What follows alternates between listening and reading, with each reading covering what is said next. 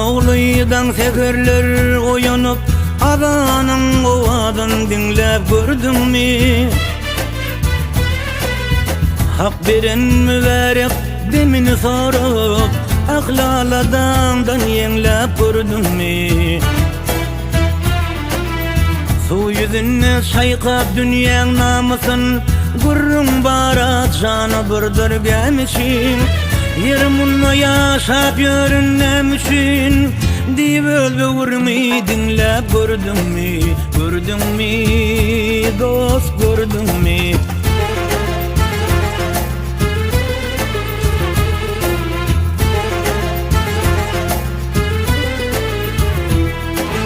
Bir yerde uruş var, bir yerde koğa Yarım karış yerin üstüne dava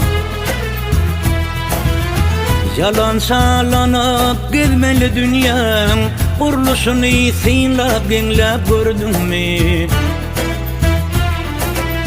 Ketip olsa şu panini yağırdım Dirilişe nişan olan yağ gördüm Berinimi köp balanın ama gördüm Yaxşı yamanımı dinlep gördün mü? Gördün mü? Dost gördün mü?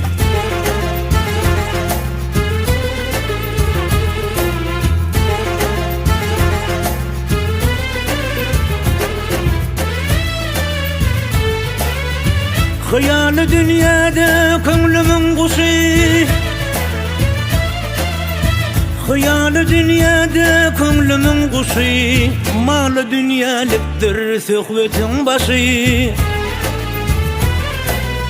Ahır bağta yeter sabırlı kişi Bir başlanışını sonlap gördün mü?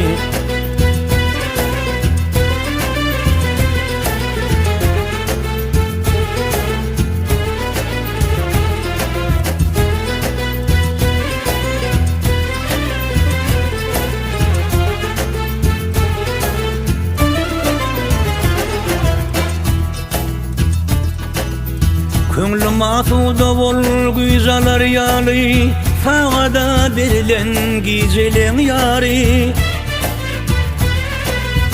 Ahiri özgünün inceler yali Bir yaxşı niyeti onlap gördün mü? Haykatın bağının akıl günşesi Mani saçan tımsalların gençedi Bolmanın bir zadan cadı Şakir toylu özü dinlep gördün mü? Gördün mü? Dost gördün mü? Gördün mü dost gördün mü?